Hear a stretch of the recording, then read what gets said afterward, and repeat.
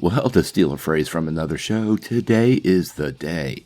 Disney Plus Day is upon us, and Marvel Studios has unleashed a massive number of announcements, some expected, and some truly a surprise, as well as some first looks at She-Hulk and Moon Knight. I'm more than excited, so let's take a couple minutes to just do a full recap instead of breaking this into tons of videos. Now, before we dive in though, make sure you hit that like and subscribe button and ring the bell for all the updates. Also, the huge giveaway. We got a PlayStation 5 to give away at 25,000 subscribers. All you need to do to get in on our giveaway is be a subscriber and leave us a comment. Also, while you're at it, make sure you develop your superhero skills. We have a free 7-day trial to Skillshare down below. It's a great way to develop your computer hacking skills, detective skills, or any other skill you need in your superhero life. We really appreciate it. Well, Disney Plus Day is upon us, and I have to say, it left me breathless. We just got through the Marvel presentation, and I wanted to break down everything Marvel appears to be bringing to Disney Plus in the next year.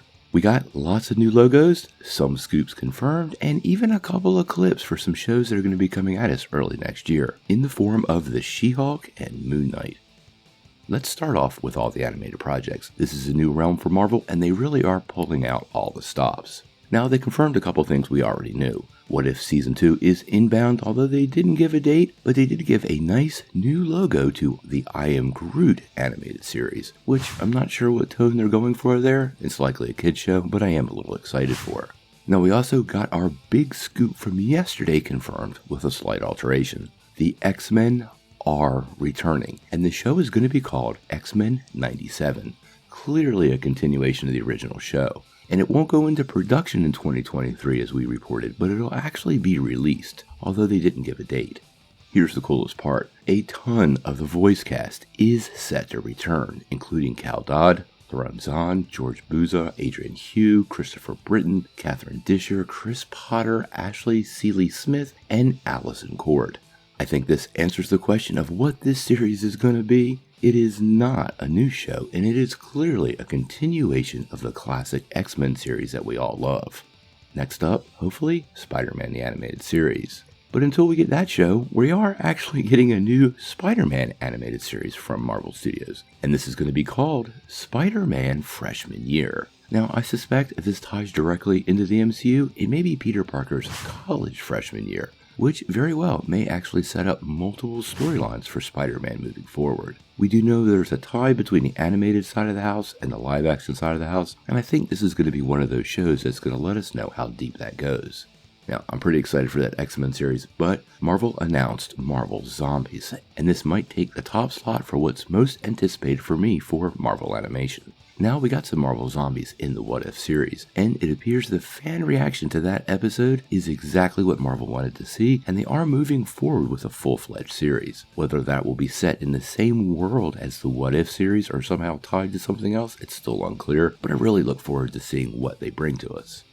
Now we also got a couple of official announcements of things that were rumored but we hadn't had confirmed. First and foremost, Agatha, the House of Harkness. We've been talking a little while that Agatha Harkness could get a spinoff from WandaVision, and clearly her story was not over. Catherine Hahn was well received by fans, and she did an awesome job in the role, so I'm really curious on where they're going to go with the show and what they're going to do with the character.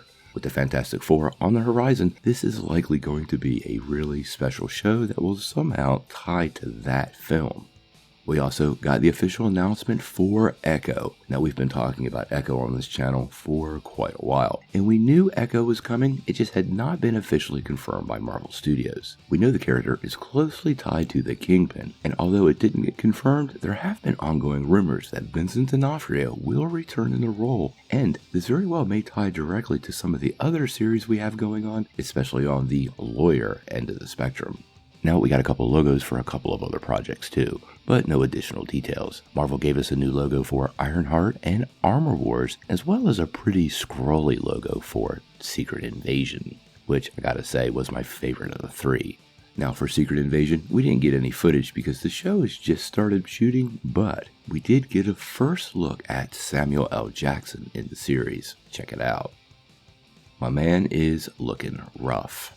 Now, the three big things I think that came on the live-action side of the house during the Disney Plus presentation was for She-Hulk, Ms. Marvel, and Moon Knight. although we did get some pretty cool new footage for the Hawkeye series, which is just a few weeks out. Now, She-Hulk got a new logo, and I love the new logo, but we did get a tease of the show and a couple of teases of She-Hulk herself. We also saw Mark Ruffalo in full-on Professor Hulk mode, which generates a ton of questions since he appeared in his human form at the end of Shang-Chi. I also love the nod to the classic Hulk TV show that closed out the clip. Mark Ruffalo actually looks just like Bill Bixby in this clip. I love it. We also got a short tease for Ms. Marvel. Now, we know that this show is not coming till late next year, but what we've seen so far looks pure Marvel Studios. Obviously, Marvel is still working on the show, so they didn't reveal a lot, including showing her powers in full effect. I did notice that. But just seeing the show in action was a nice reveal, and I do look forward to what they're going to do with the show and how they're going to handle her powers. Now, finally, there is what I am most excited for, Moon Knight.